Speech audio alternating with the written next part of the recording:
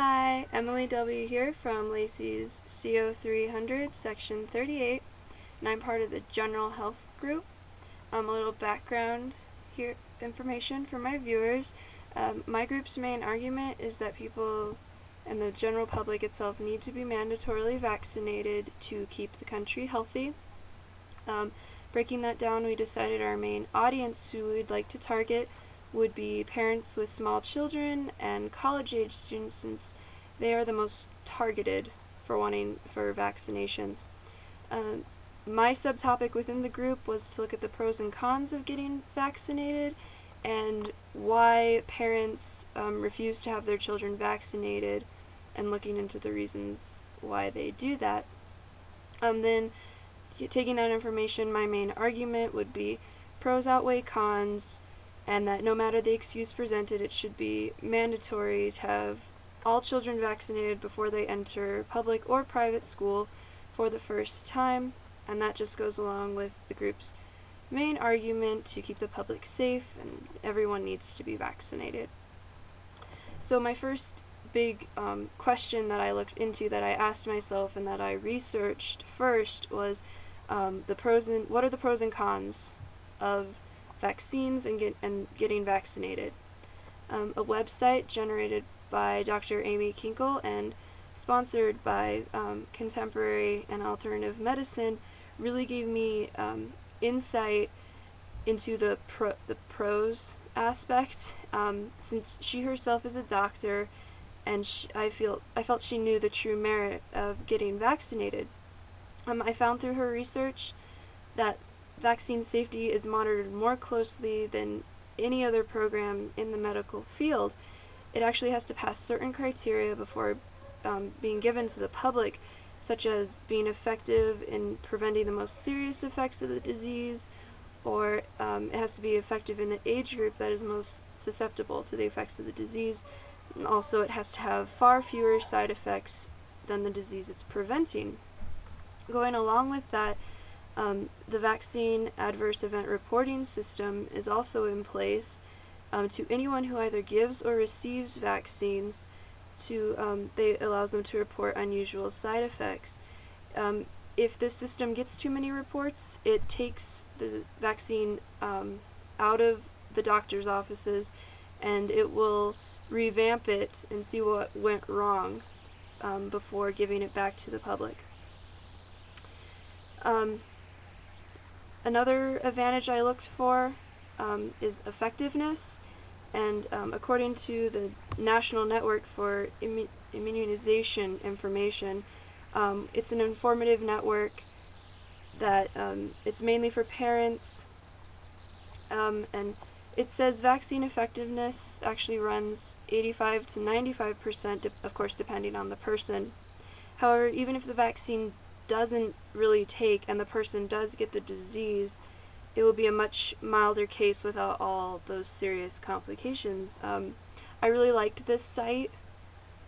It really puts your mind at ease and is very user friendly, and I think that really helped when it was making the argument to mostly parents that to get their children vaccinated.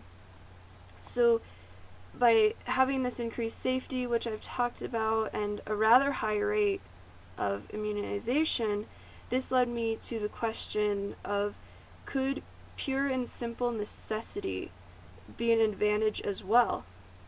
And when I looked at a New York Times health article called Immunizations General Overview, Causes, Symptoms, Diagnosis, and Treatment, the author really pointed out that one of the reasons that the incidence of vaccine preventable disease now is so low is because of wide-scale vaccination efforts. So when the majority of people in a community are vaccinated, there are fewer people who are able to spread the disease, and so therefore people who are susceptible to the disease are also less likely to contract the disease, because the majority of people they come into contact with don't carry it. That's called herd immunity. When the vaccination level falls, there are outbreaks of disease. I found that the only real disadvantages are possible adverse reactions such as swelling at the injection site and upset stomach, that type of thing. But generally a patient is told all these things before they're given the vaccine. They can also be quite costly to those without medical insurance. However, these days the government usually works with the drug companies to produce a cheaper but still effective product for everyone to afford. However, I felt that after reading through the other journals and websites that the advantages really clearly outweigh the disadvantages. So moving right along, my second big question that I really looked at is, why do parents refuse vaccinations, and why, for what reasons? According to the American Academy of Pediatrics, in a study they did back in 2002, they found only about 7.6% of parents with children reported that since birth they had missed or delayed a vaccine for their children aged between 4 and 35 months.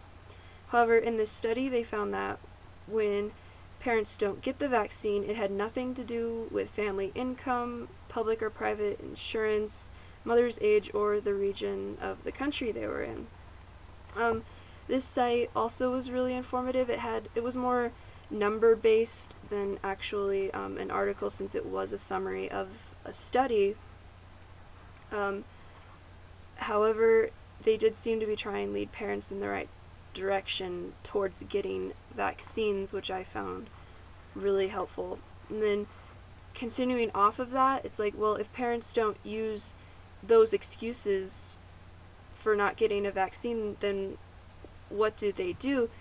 So I found, going to the Center of Disease Control website, they offer numerous articles on vaccines. I learned that the majority of parents fear that by getting their child vaccinated, it will cause the child to develop autism, which causes the child to lose tools needed for social behavior and interaction, or they just have general skepticism that the shots don't work, nor will they ever.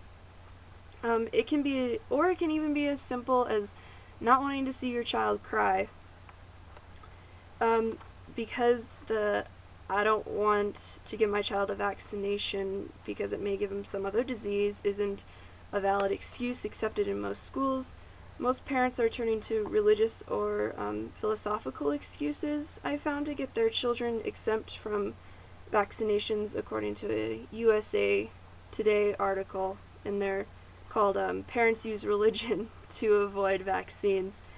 They actually found within recent years the number of vaccine exemptions is actually increasing, which worries medical professionals who fear that the herd immunity will start to weaken because of it. And this article, once again, was really thorough, actually, and it referenced several medical professionals it made it more credible in my eyes.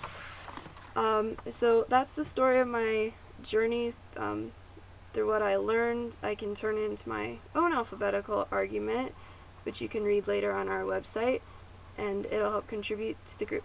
Thanks for watching.